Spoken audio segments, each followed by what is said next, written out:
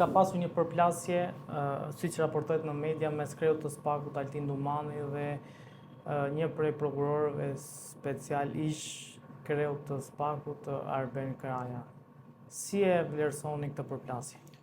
Së pari duhet kemi parasysh që përplasja është një përplasje intriguese dhe përplasje stafete dhe përplasje do të thoja për mandatin e radhës për sa i përket kryeprokurorit të ri, i cili mund të jetë rikonfirmuar politikisht në zoti Rama, zoti Dumani, por në të njëjtën moment ose në të njëjtën kohë dhe zoti Kraja besoj se ka ambicie për të kandiduar dhe ai në rast se nga ligji i posaçëm, por edhe nga kushtetuta e heqim atë të drejtën për të rizgjedhur. Dhe përplasje për mendimin tim është për synimin e karrikës së kryeprokurorit. Duke marrë parasysh edhe ndryshimet kushtetuese dhe ligjore që mund të vinë pas shtatorit.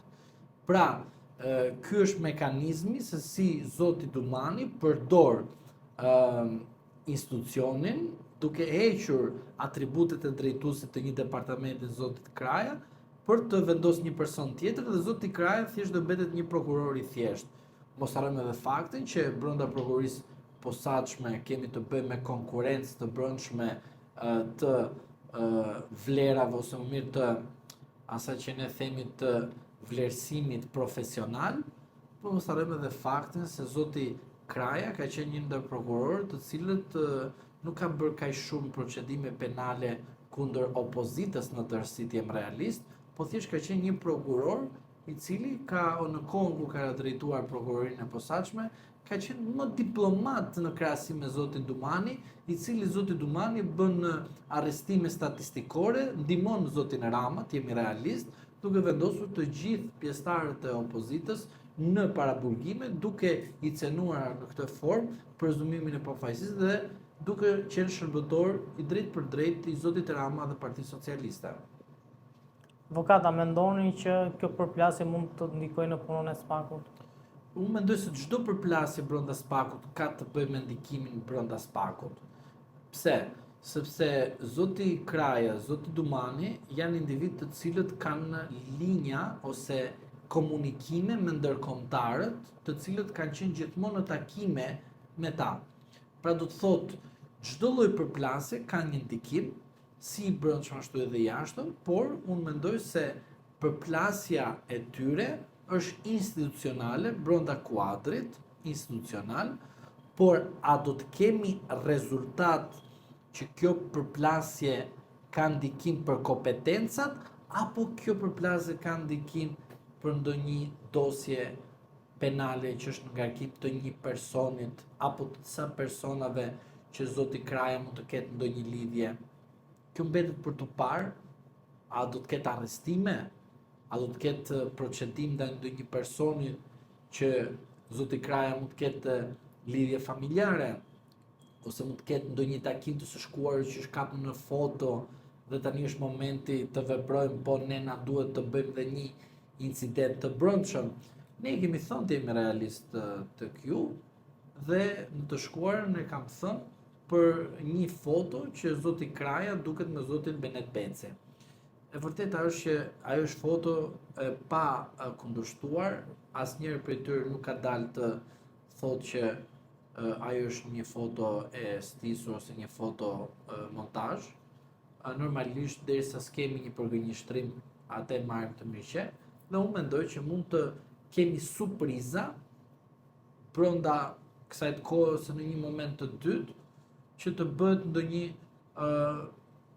procedurë partijako-politike brenda Spakut.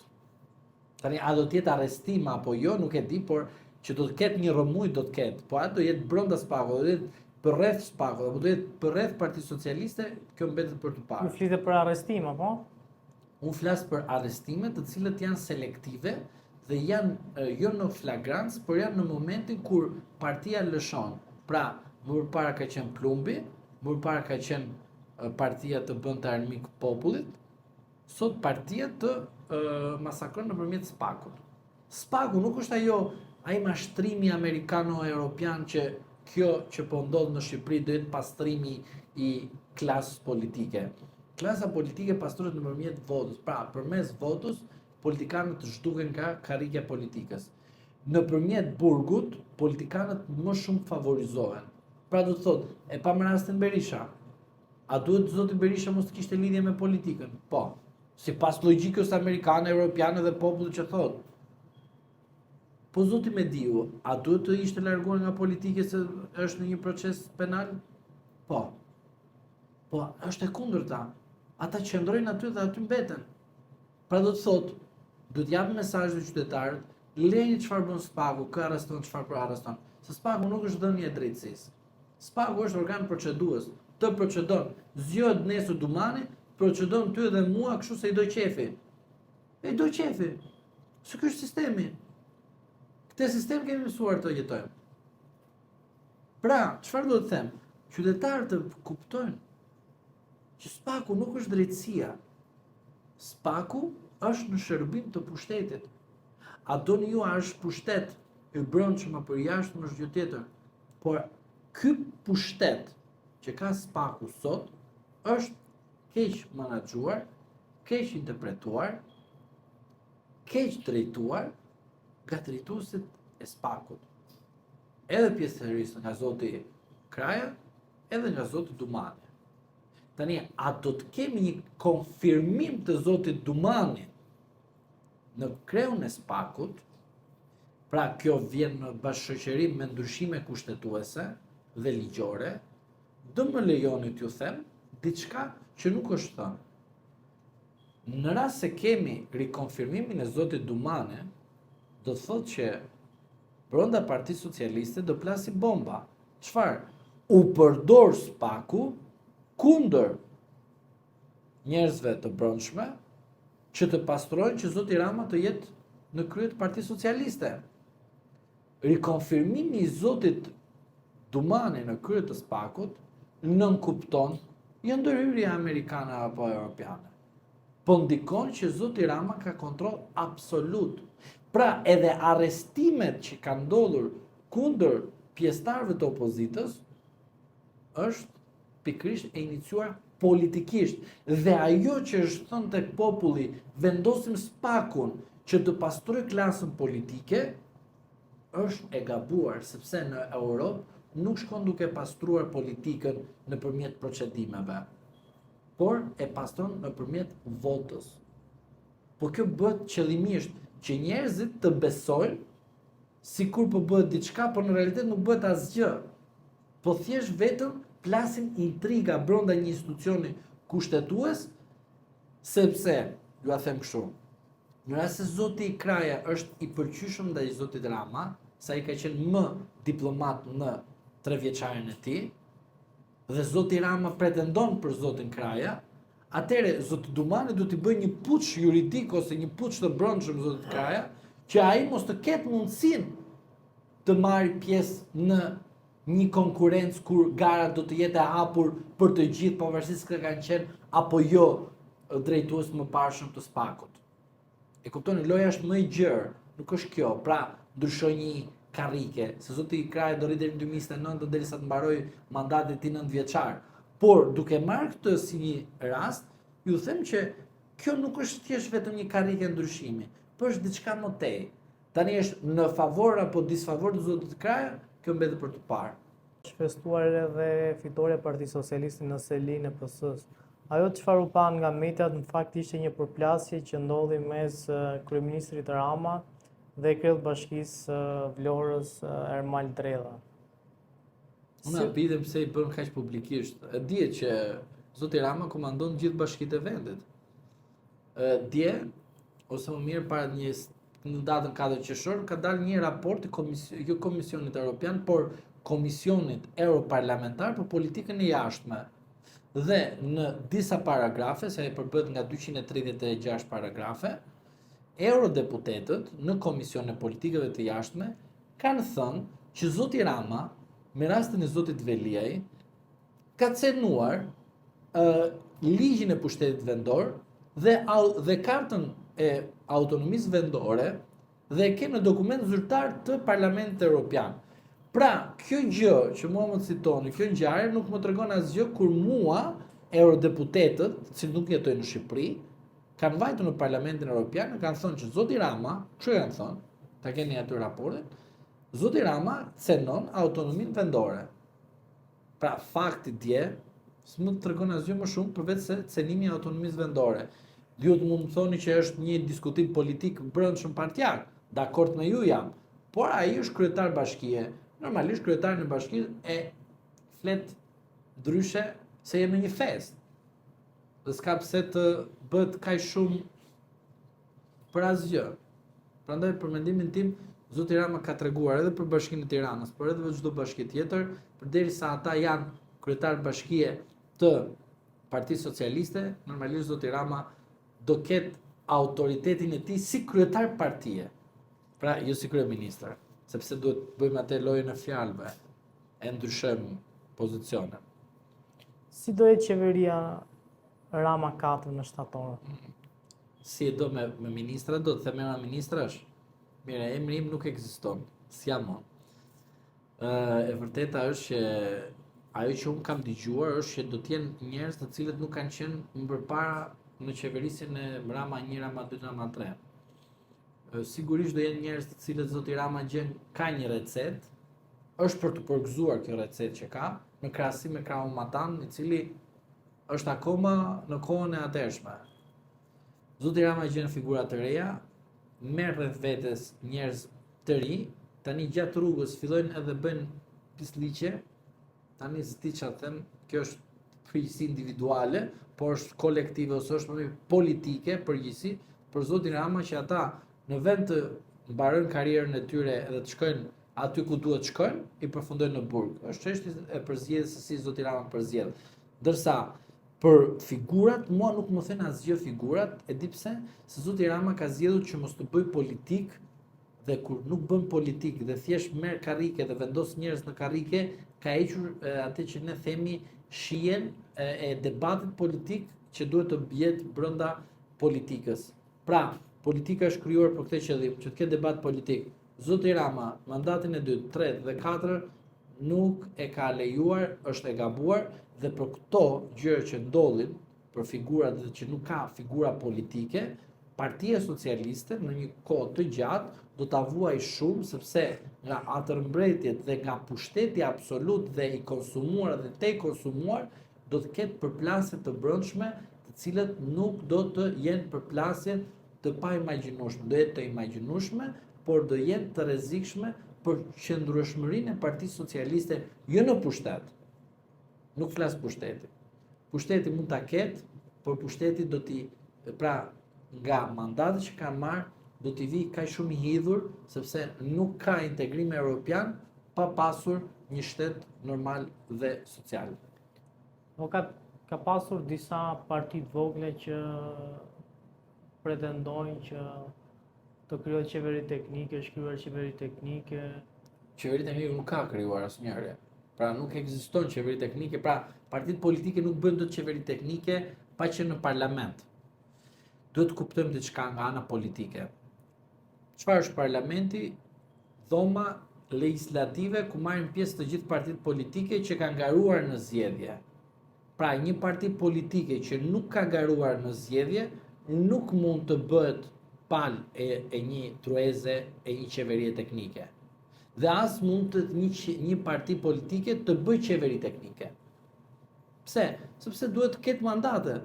Pra do të ketë 1, 2, 3, 4, 5, 20, 30 varg dhe mund të ketë 120 deputet. Po duhet të ketë deputet. Pra është si të them unë tani, unë jam deputet. Jam unë deputet. Ti do të thuash, ok, unë mund besoj që ti je deputet, po pres në shtator në rast se betohesh për deputet. Po nuk betohem unë shtator deputet, jam deputet unë. Pra unë kam titullin, po asgjë. Ti mund të jesh një parti politike, por ti po nuk garove në zgjedhje, nuk je parti politike, thjesht je me vull politike. Por ti që të jesh parti politike, duhet patjetër të dalësh dhe të marrësh votën e qytetarëve. A do jenë 10 veta, a do jenë 100.000 veta, është gjë tjetër. Pra, qeveri teknike në këto kushte që jemi sot, nuk mund të realizohet vetëm për 3 fakte. 1. Partia Socialiste nga shtatori ka 83 mandate, s'ka pse do t'i duhet një qeveri teknike, kur edhe me një deputet marri, bën ndryshime ligjore thelbësore flas. Pra 84 ndryshon çfarë ti doj. Ajo që mund të bëhet pastaj, ndryshime kushtetuese, të ikim Rama nga president, nga kryeminist të bëhet president dhe të shkojmë në kushtetues presidenciale, atëherë mund të garantohet një qeveri teknike, por nuk e bën dot asnjë parti e vogël që ka për shembull një mandat deputeti, ose ndonjë parti që nuk ka fare deputet. Ajo bëhet vetëm në konsensus e Partisë Socialiste dhe Partisë Demokratike. Nuk bëhet ndryshe. Vetëm Partia Socialiste dhe Partia Demokratike. Pse? Nuk e them unë. Rezultati 11 maj tregoi qartazi që edhe partitë e reja politike, Lapa, Sheja, Qori, morën nga një mandat 2. PD-ja mori 50, Partia Socialiste mori 83. Partia Socialiste dhe Partia Demokratike legjitimohen që të bëjnë qeveri teknike në rast se ka një krizë vendi. Por asnjëri për nesh nuk legjitimohet të bëjë këtë gjë. Pra që s'kemi pjesë, nuk kemi fare as mandat as gjë, pra nuk edhe si qytetar nuk ke. Duhet të plasë një krizë kaq shumë e jashtëzakonshme që zoti Rama të drejtohet të gjithëve grupeve parlamentare që do jenë në parlament në shtator, dhe në tërësi grupeve, ose më mirë, grupit të interes që përfshin dhe partitë politike jashtë parlamentare, që të marrin mbështetjen e tyre e frymës flas. Pra, të marrin mbështetje politike, por nuk merr dot qeveri teknike një parti politike që nuk është në parlament. Duhet të jesh në parlament që të kërkosh qeveri teknike. Zoti Berisha, rasti i tij, sa herë ka kërkuar qeveri teknike? Shumë herë. Zoti Basha, sa herë ka kërkuar? Disa herë, 100 herë. A ka ndodhur kjo? Vetëm në 2017 dhe ajo gjysmake. Pra, qeveria teknike duhet të vi me një objektiv të caktuar. Ju marr unë ty nga rruga dhe bëj ministra sepse më intereson mua. Nuk ndodh kështu qeveria teknike. Sepse kushtetuta, ligji parashikon kush janë rrugët, a qeveri në hije që një parti politike brenda parlamentit, jashtë parlamentit e bë brenda strukturave të saj politike, kjo është një çështje e brendshme e partive politike që kanë për interesin e tyre se si do të përfaqësojnë interesin e popullit që ata përfaqësojnë. Po jo se imponimi i qeverisë teknike bëhet nga një parti që ka një mandat ose parti që s'kan mandate. Nuk bëhet dot. Është e pamundur, është e paimagjinueshme. Dhe përfshi dhe faktorë ndërkombëtar, nuk jemi më në kohën kur Amerika ka qenë protagoniste në jetën politike me ambasadorët. Pra, kemi nga ika e Yuri Kim deri më sot një boshllëk shumë të madh në politikën shqiptare nga ana e ambasadorit amerikan. Pra, akoma nuk është sjellur. Si në rastin e Bidenit, ashtu dhe Trumpit, nuk është sjellur ende. Të kishim edhe prezencën e tyre, të kishim edhe mesazhet e amerikanëve, të kishim edhe një deklaratë të Departamentit Amerikan të Shtetit, pra flas deklaratë politike, që ne nuk njohim qeverinë shqiptare e shtatorit, atëre qeverinë teknike e impononte Shteti Amerikan Ramës, dhe atëre Rama është ai që thotë a do vazhdoj të qeverisë kështu siç jam, apo duhet të bëj një marrëveshje politike me kë? Sali Berisha. Me kë? Me Partinë Demokratike. Jo me Lapaj, jo me Shehaj. Pra do të thotë që në rast se vim edhe në këtë, po përsëri, sipas kushtetutës, sipas ligjit, sipas rregullores së parlamentit, atë e caktoi populli jon me 11 maj. Është Partia Socialiste dhe Partia Demokratike.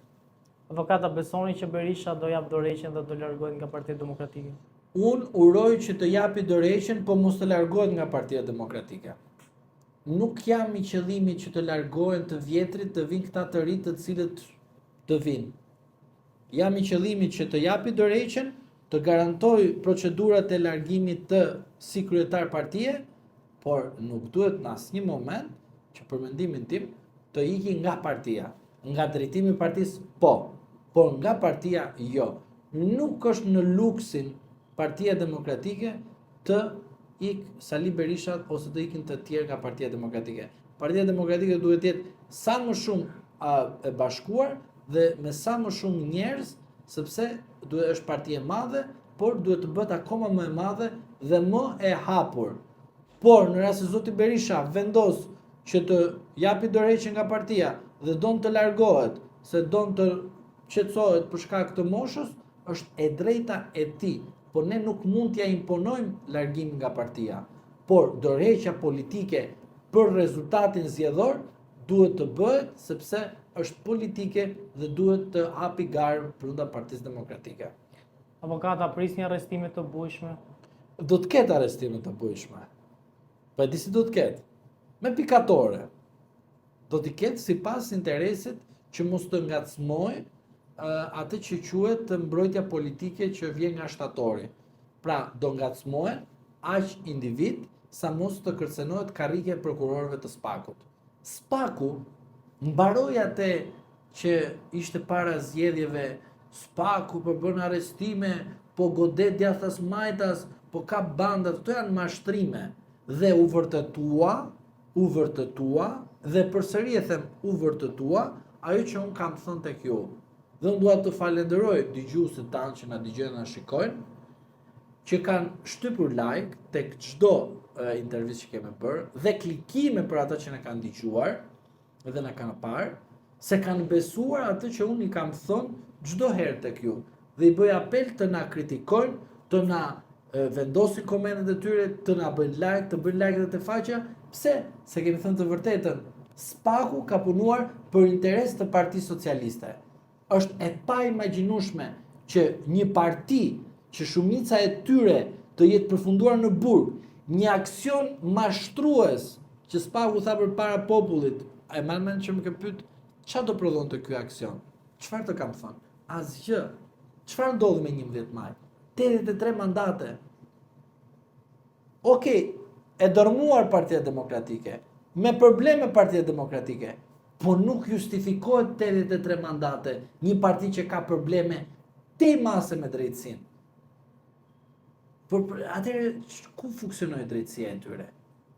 Pra, funksionoi që arreston, pra për të bindur popullin shqiptar që ka drejtësi, ka meritokraci, këto janë mashtrime, fusim në burg Saliun e keq, fusim në burg Hajdutin e keq Ilir Metën, nami arrestojmë mes rrugës, gjallim atë besimin që besojmë ne, e dëgjuan zotin Shehaj, e dëgjuan zotit Lapaj, pas zgjedhjeve, po nuk pritshim që Spaku të kishte këtë reagim, dështoi projekti Spakut për të mbrojtur votat. Pse? Sepse e pan që as 7 mandate nuk mori zot Shehaj, as 71 mandate që ishte normalisht dihet që ishte për të bindur popullin që unë po bëj maksimumin, zoti Lapaj. Pra, edhe diçka tjetër, zoti Alibej, lavazhieri më i madh me zotin Shehaj, me zotin Kulluri, që i bënin lavazh Spakun, Spaku vajte dhe u mor me zotin Kaplanaj. E kuptuat? Çfarë aksione më thonë mua jo? Spaku është makineri të goditet opozita në tërësi. Dhe ajo që u pa është që u goditën lavazhierët e Spakut. Pra, kush thoshte që Spaku do punoj për të mirën dhe kështu mashtrohet. Dhe kjo është për të mashtruar qytetarët, që Spaku që ka institucioni ndërkombëtar, e kupton? Kush ndërkombëtar? Po shqiptar ai. Nuk është ndërkombëtar. Se kur i duhet aty thotë jo shqiptar, kur i duhet aty takon ambasadorin ku e ka pis muhabetin. Pra do të thotë që kjo makineri që ju bë popullit shqiptar ishte në kurriz të popullit shqiptar. Edhe Hitleri me vota ka ardhur në sistem. Pastaj le që i anullojnë gjitha, pyeste për kushtetut, as për ligj, as për parlament, për asgjë. E pat viktima. Po dhe sot kemi viktima. Po si janë viktima? Nëpërmjet burgut. Se thot ai, e futin burg, e kalbin burg, mbaroi. Po jo. Ti politikisht si popull, prandaj është vota. Duhet ta godasësh politikisht Ramën, Veliajn, këtë tjetrin si ka emrin Metën, të gjithë këta, Hametajn, Mediun, me votë, qa? Nuk të pëlqen ata, voto kundërshtar, po nuk është justifikimi që nuk ka alternativë. Pse nuk ka alternativë? Sepse pikërisht ty, apo ti, apo disa si ty, ke një interes, cili është interes? Që prevalon më shumë se sa interesi kombëtar, që është individual. Pra, ke një problem të cilën ti në qasjen e jashtme thua që unë dua të ketë ndryshim, po ti nuk shkove te ndryshimi. Kush ishin në këto zgjedhje ndryshimi? Qori, më pëlqen s'më pëlqen e kisha në kutinë e votimit, e kisha në fletën e votimit. Lapaj, më pëlqen s'më pëlqen e kisha aty. Pse nuk e votove? Sepse ti kishe modelin dhe nuk vajte. Po ti nuk mund të dalësh me justifikim, po çe ka i mirë ai. Po më fal tani, po nuk e provove, nuk e kupton. Po e paragjykove, normalisht që ti në këtë status quo do jesh pra PSD. Dhe ajo tjetra është që arrestimet bën për të favorizuar dhe faktorizuar disa politikanë. E thash për Spakun, që Spaku për mendimin tim është të atashuar pranë pushtetit. Dhe më dëgjon edhe një fjali tjetër që e kam thënë edhe po ju përsëris se harrohet, për shkak se 3 ditë zgjat lajmi. Spaku në një moment të largët do ta shikoni se si do të duket në publik si një lavatriçe për të shplarë mëkatet e politikanëve shqiptarë. Pse? Është vitingu i tyre. Pra, unë të procedoj, unë të gjykoj dhe gjykata të shpatë pafajshëm. Sepse pikërisht Spaku nuk mori provat e duhur që ti të futesh në burg, po mori prova të cilët ty në gjykat nuk të shërbejnë për dënimin e personit. Edhe jep pafajësi, dhe s'ke duhur tjerë, s'ke gjë tjetër të bësh. E keni parë rastin e Zotit Veliaj. Zoti Veliaj është e njëjta gjë. Pra, Berishën e futën në burg, Metën në burg, se kështu është procedi në burg e ke, pavarësisht çfarë është bërë. Veliaj e përgjua në paraburgim. Kupton? Rreziku. Pse duhet përgjuhet Veliaj në paraburgim? Çfarë kanosi ka Veliaj? Çfarë do të bëjë? Pse që ka kaq shumë më i fort Veliaj se sa Berisha dhe Meta? Dhe përveç kësajt, ju e din shumë mirë që shumicën e deputetëve që ka pas Partia Socialiste, edhe ta mbaroj me këtë përsa i përket kësaj teme, kanë ardhur nga prokuroria. Mos themi emra se na ngel hatri. Po dihet shumë qartë. Prokuror kanë ikur nga radhët e prokurorisë dhe kanë shku deputet Partisë Socialiste.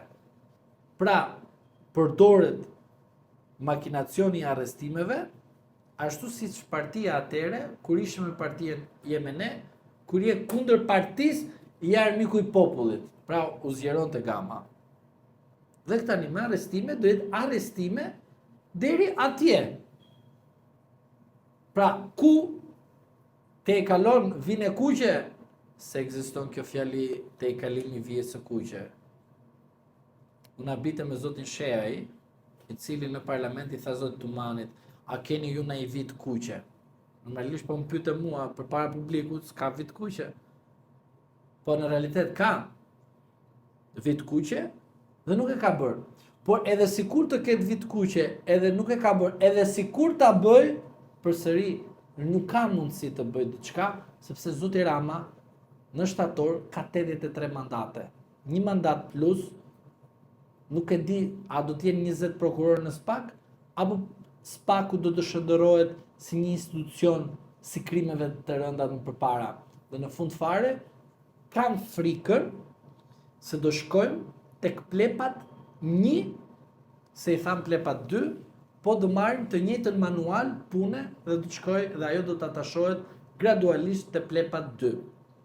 Pra reforma në drejtësi ka prodhuar padrejtësira dhe ka prodhuar atë që ne themi jo shtetin e së drejtës, po shtetin e të marrit hak, të kufizoj opozitën dhe të thot tek populli shqiptar që ky vend nuk ka alternativa dhe në fund fare ne bazojmë me Ramën. Ndërkohë të njerëzit e tjerë nuk gjejnë dot as në këtë qeverisje, nuk gjejnë atë që duhet, zgjidhjen dhe drejtësinë. Ka pasur një përdorim të ndryshëm të TikTokut nga ana e kryetarit të Bashkisë Tiranës Erion Veliaj dhe kjo ka bërë që shumë media ta interpretojnë si një formë, po themi, mesazhi ndaj atyre që e kanë burgosur. Si keni parë këto mesazhe, qoftë edhe përmendjen e Nesti Angonit apo Shiko, unë personalisht me zotin Veliaj kam rezervat e mia dhe unë nuk kam mbajtur asnjëherë ndonjë qendrim për zotin Veliaj politikisht dhe në asnjë moment, edhe nuk do ta mbaj. Po juridikisht unë do të them ashtu siç jam shpreh për të gjithë. Arrestimi i zotit Veliaj, e kemi thënë këtu, ka qenë një arrestim politik. Pse politik? Se zotëri nuk mund të më bësh ti 46 protesta mua përpara bashkisë, arrestohet Veliaj dhe s'ka më protesta. Edhe me Rama që ka mirë drejtimi i Bashkisë Tiranës. Është hajdu zoti Veliaj, nuk më intereson fare. Ta jetojnë, ta gjykojnë në fund fare dhe poshtë me u denu le të dënohet, por të dali pse të mahet në burg. Pra, zoti Beci që ka person në hetime dhe që ka marrë i panderur me sa kam lexuar, zoti me molla i mos gaboj i Rogozhinës mos gaboj, po në të një pak a shumë është në procedim penal, është dënuar, ka raste të ndryshme të kryetarëve të bashki që janë dënuar në krye të detyrës, edhe janë në krye të detyrës, dhe zoti Veliaj nuk është në krye të detyrës. A është zoti Veliaj i dut apo jo është punë tjetër? Unë nuk futem aty. A është zoti Veliaj rivali brendshëm Partisë Socialiste ndaj zotit Rama? Është. Prandaj është aty ku është. Dhe prandaj s'paku përdoret politikisht. Pra, ndihma që kanë bërë të dy prokurorët, zotit Rama, ishte ndihmë absolute. Pra, nesër të më arrestosh Taulan Ballën, Belinda Ballukun, asgjë s'janë për mua këto gjëra. Edhe sikur të arrestosh Edi Ramën, prapë nuk është asgjë për mua, sepse në rast se arreston prokuroria, normalisht zëvendësuesin e Ramën e ka gjetë prokuroria dhe nuk ka gjetë populli shqiptar. Pra, heqim politikën nga truri i qytetarëve dhe vendosim dëshkimin juridik të politikanëve. Po atëherë cënoi demokracia, zhvillimi i saj. Dhe kështu bë me rastin e zotit Veliaj. Dhe zotit Veliaj, se nuk e kam këtu si dokument, është akoma më çuditshme, shiko sekretin këtu. Thoma Gëllçi u arrestua, u procedua, po të kapësh veprat penale të kryetarëve të detyrë që janë në detyrë, edhe të Thoma Gëllçit janë pothuajse pak a shumë të njëjtat. U procedua në arrest? Po. Gjykata Europiane të Drejtave të Njerëzit e ka dënuar Shqipërinë në rastin Gëllçi. E dini kush janë gjyqtarët të cilët e kanë shqyrtuar rekursin e tij? Gjyqtarët që do gjykojnë me 8 korrik rastin Veliaj. Shqipëria është dënuar në një rast, dhe te rasti Gëllçi thuhet kështu. Nuk mjafton vetëm sepse personi ka ikë jashtë shtetit dhe mund të dyshohet që mund të ketë shtetësi tjetër, po duhet prova konkrete që personi pasi është lënë i lirë të duket që personi ka ikur nga vendi. Pra duhet kesh prova konkrete. Nuk mjafton prova që ka marrë në telefon duke dhënë udhëzime për aspektin politik. Pra, rasti Veliaj është akoma më i gjerë, që do të thotë frika e prokurorëve ka qenë që ai të eliminohet në çdo kushte që mos të dali. Sepse dalja e Veliajt nga burgu frikson Ramën, po dobëson spakun në sy të qytetarëve shqiptar, si një spak i pavarur. Por Veliaj, për mendimin tim, në rast se ka fatin, se tani duhet të jetoj me fat, dhe jo me procedurë ligjore, dhe normalisht duke uruar që avokatët i kanë bërë punën e duhur, që në rekurs të thonë rasti Gëllçi është gjykuar nga njëjti trup gjykues që gjykata Europiane ju ka thënë ku i kishit syt, mirë gjykata shkallës parë, mirë gjykata shkallës dytë, po gjykata e lartë, ku i kishte syt, po gjykata kushtetuese, ku i kishte syt për rastin Gëllçi që u arrestuar në atë formë. Dhe u proceduar dhe gjykata Europiane doli dhe tha, zotëri, pagoni pak disa lekë personë sepse keni proceduar në arrest në burg duke kufizuar lirinë. Pra do të thotë, pra ata të cilët mendojnë sikur unë po bëj politik për Erion Veliaj. Jo, për mua drejtësia ndëshkuese ndaj politikanëve bëhet nëpërmjet votës. jo për t'u kënaqur duke e fut në burg tjetrin. E kap në flagrancë. Jo mbledh pas 100 vitesh ti dhe thua tani ne do bëj pastrimin sepse do integrojmë Shqipërinë në Bashkimin Evropian. Nuk integrohet Shqipëria në Bashkimin Evropian sepse prokuroria don edhe mendon sikur ka marrë rolin e politikës dhe të punëve të jashtme, sepse nuk është organ politik. Prandaj, duke konkluduar edhe me rastin e zotit Veliaj, nuk është qëndrim personal, është qëndrim juridik. Masat e sigurisë ndaj të gjithëve politikanëve do të bëhet në raport me veprën penale, jo në raport me interesin e prokurorëve, të cilët duan të shkojnë në gjykatë kushtetuese, gjykatë të lartë, pasi të marrë mandati i tyre në prokurorinë e posaçme. Prandaj po them, qytetarëve, mbani rezerva, sepse çdo gjë mund të vinë në kurrizin tonë dhe rasti Gëllçi, rasti Sevdari, rasti Beleri, edhe rastet të tjera që do vinë, do të jenë me fatura kundër çdo qytetarit shqiptar, sepse në fund fare ne do paguajmë pa aftësinë e tyre që të na ngarkojnë ne si drejtësi. Dhe këtej shtohen dosje, 160.000 dosje, në një reformë ku duhet kishin sjell gjëra më të mira, sepse reforma për çfarë bëhet? Për të përmirësuar dhe jo për të nxirr jetën e qytetarëve, që të vinë qytetari këtu dhe të na pyesi sa vite do zgjasi gjyqi. Edhe fjala e keqe është ka mundësi edhe në parcel mund të vijë zbardhja e vendimit. Pra është e tmerrshme kjo gjë që ndodh në këtë vend. Po kategorish mendoni që gjykata e lartë mund ta liroj nga burgu zotin Veliaj? Me ato që unë citova për rastin e tij dhe praktika Gëllçi, unë do të thoja që ka 3 pika që duhet plotësohen në të njëjtën kohë. Për masën e sigurimit arrest në burg duhet të bashkërëndohen dhe të jenë bashkarisht në të njëjtën kohë. Në rast se mungon njëra nga atyre, nuk mund të vendos masën e sigurisë arrest në burg, mund ta vendos arrest në shtëpi. Po e di kjo tjetra, si ka mundësi zonja Kryemalë të jetë detyrim paraqitje për të njëjtat vepra penale që është në burgun e vet? Si ka mundësi zoti Meta të jetë në burg për të njëjtat vepra penale që është me bashkëshortën e vet dhe me zotin Xizo, që është një tjetër person aty, që është i pandehur. Si ka mundësi zoti Bekteshi, që është procedim me zotin Berisha, të jetë detyrim paraqitje, zoti Berisha të jetë arrest në burg ose arrest në shtëpi. Tani detyrim paraqitje përsëri, ndërkohë që masa u revoku nga gjykata. Si ka mundësi që me zotin Mediu të jetë në gjykatë dhe mos merret mas siguri ndaj atit? Dhe me zotin Veliaj të merret mas sigurie. Zoti Meta të merret mas sigurie dhe rrethi i cili si ka emrin një biznesmen që është me zotin Veliaj që është nga arrest në burg e çuan arrest në shtëpi. Ermal Abule. Abule, po, ky zotria më del mua arrest në shtëpi. Po më kur këtë e ke politikan, që normalisht politikën ta bëjnë në Shqipëri, do dalë jashtë shtetit. Ktu Belerin e kishe, i dhe leje në mënyrë të jashtëligjshme, e dini që leja e Belerit të shkojë të betohet në gjykatën në Parlamentin Evropian është e jashtëligjshme.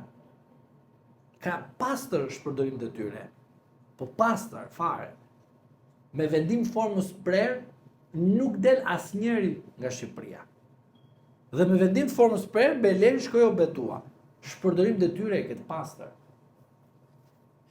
Pra, kjo është padrejtësi.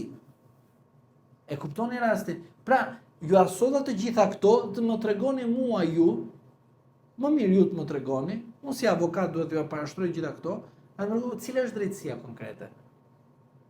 Sepse kjo është një drejtësi e cila nesër çdo qytetar do përballet, përfshi mua, përfshi të gjithë ne, në një padrejtësi.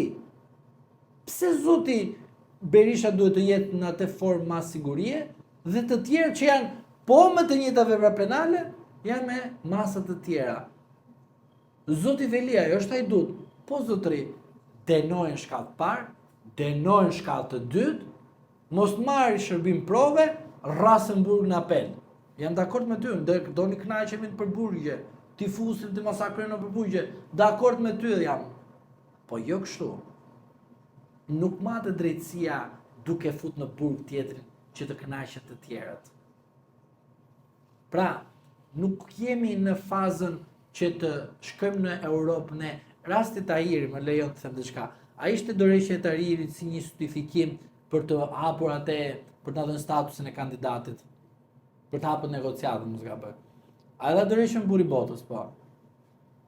Sa vite nga dita kur ka thënë dorëheqja ai Tahiri, deri në momentin që Partia Socialiste mashtronte me Sorekën bashkë dhe gjithë mashtruesit e tjerë, që jo këtë vit, vitin tjetër, hapja të shëlej negociatave. Pra, u sakrifiku Tahiri, Tahiri është tjetër skandal. Aty është tjetër, Tahirit është një gjë që nuk e di a këta po bëjnë drejtësi apo bëjnë padrejtësi brenda llojit. Do ta kuptojnë kur të plaken. Atëherë do ta kuptojnë. Edhe për Tahirin dhe për Velinën, për gjithë këta. Pse them tani e sot edhe këtë rast? A ishte sakrifica e tij që unë po jap dorëheqje që Partia Socialiste mos të ketë probleme integrimin e Shqipërisë dhe hapjen e negociatave 2017-a, u desh lufta e Ukrainës, rast Tahiri, shikoj, është i bukur si një rast. U desh lufta e Ukrainës që në të njëjtën kohë ku i sakrifikuar i Tahiri dha dorëheqjen, duhet plaste lufta e Ukrainës që Shqipëria të merrte ose të hapte negociatën bashkë me Ukrainën, Maqedoninë e Veriut dhe gjitha këto. E kuptoni ku jetojmë? Pra, shikoni politika shqiptare, shikoni drejtësinë shqiptare, u sakrifikuar Tahiri. E përsëris që ta kuptojmë përsëri kush është e gjithë kjo hile që bëhet në kurriz të popullit shqiptar. Pra kemi sakrifikim. Stefano sakrifikua Tahiri. Po sa ai atë dha, ai atë deklarat bëri se Tahiri nuk do i jepte dorëheqje kurrë. Kur nuk do i jepte dorëheqje e deputetit. Sepse, më fal tani, të kapem pak rastin Tahiri. Është shumë i bukur si rast. Pse? Shpërdorim detyre ministrit të rendit, pse funksionar policie nuk kanë kryer detyrën, nuk mund të bëhet sepse futesh në politikat e brendshme të Këshillit të Ministrave. Pra nuk është se ka kap me prasë dhe opa, kapa këtu në flagrancë. Por se mediat italiane kanë shpikur, kanë thënë. E kupton, pra, më heq qafe këte nga sistemi politik. Gjykata e lartë tha, në rastin e Tahiri, shikoni pak përsëri sepse diçka nuk shkoi mirë në themel, dhe shikoi gjykata e apelit. Çfarë bën gjykata e apelit? Unë, kryefamiljar të gjitha këto, me ishti 59-ën, sepse du të kënaqësh ti karrierën tënde, të rish aty të më thënë sa i ndershëm je ti, dhe ky tjetër të shkatroj karrierën e ti, familjen e ti, edhe ti tjetrin e jep 59, pra pezullimi i ekzekutimit, edhe ky bën hatan pastaj dhe shkon në vjedh dhe vret njerëz, ndërsa ky politikan ja vën për të treguar model. E kuptoni çfarë ka ndodhur? Pra, kjo është një anomali. Kush do ta dëgjojë? Do thotë, a ekziston kjo gjë që po thotë ky njeri apo jo? Po është e vërtetë, ndodh në Shqipëri.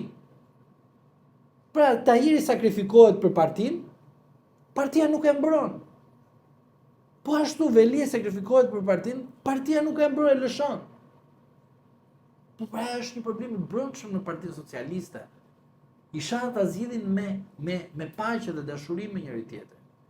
Por në rast se e shikojmë me një mënyrë tjetër dhe një reflektim tjetër, dihet që SPAK-u ka punuar kundër Partisë Socialiste, por gjithmonë pa prekur vijën e kuqe, që është përtej strukturave më lart strukturave. Pa i rasti tjetër skandaloz, Arka Peshkut. E tmerrshme. Kjo është drejtësia, është ul niveli, me 83 mandate zotëri dhe fresk t'i bëj ambasadori europian që ka filluar duke bërë reformës. Edhe kush ambasador amerikan të vi, atje ti Trumpit, atje ti kush tjetër nuk më intereson, kaq fresk t'i bëjnë kësaj reforme pa drejtësie, unë jam i bindur që mua arrestimet të cilët ju citoni janë statistikore, janë arrestime që mund të bënë edhe pa prova fare. Thjesht më pëlqen ti, ta arrestojnë.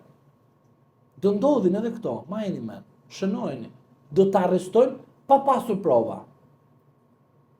Se duhet të frika, mos flasë asnjëri, ata që flasin duhet ja mbyllim gojën. Si, arrestoj. Pra e kupton? Pse bëhet kjo gjë? Bëhet pikrisht që njerëzit mos kenë mundësi të flasin. Dhe kur njeri të shkojë të kërkojë një të drejtë në gjykatës diku, do as varris, do të thotë po prit se kështu ashtu, tjetri do kalbet në përgjigje dhe në fund fare do gjej drejtësi. Po kush ja ka bërë drejtësinë?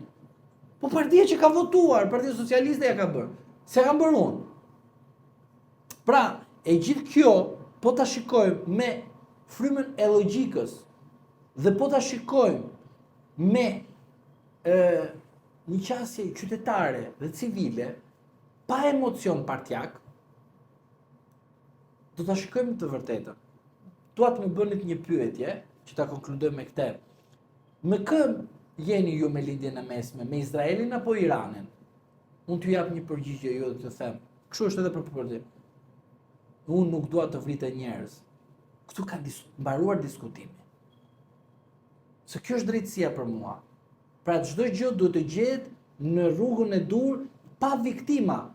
Por në Shqipëri jemi mësuar dhe viktima popullin shqiptar, vrit ndjenjat dhe çdo gjë të popullit shqiptar, sepse ne na duhet për interesin diçka e koti, pra Bashkimi Evropian që janë vetëm detyrime do të kemi zotërisht, do të kesh të drejta. E dini ju që po jeni shtetës Evropian, ju ku të shkoni në vendin ku do shkoni, duhet pajisini me lejnë qëndrimin në vendin që do shkoni, le të jeni shtetës Evropian? E dini ju që Gjermania ka shkuar ka vendos kufit pa pyetur Bashkimin Evropian? Çfarë tregon kjo gjë? Mashtrim. Pra mashtrojnë popullin Bashkimin Evropian, ku vetë Bashkimi Evropian nuk ka sovranitet. Është federat, është pra mblidhen të gjithë shtetet, por secili shtet ka sovranitetin e vet. E gjitha kjo tregon qartazi që politika shqiptare nuk mund të kalojë përmes arrestimeve, përmes debatit politik dhe qytetarët të ndëshkojnë përmes votos. Në rast se ne nuk do reflektojmë, sigurisht do të bijmë viktim të çdo lloj abuzimi të ambasadorëve që rrin 3 vite këtu, fitojnë çfarë fitojnë këtu në këtë vend dhe në fund fare ikin në vendin e tyre dhe ne mbetemi përsëri në hallet tona.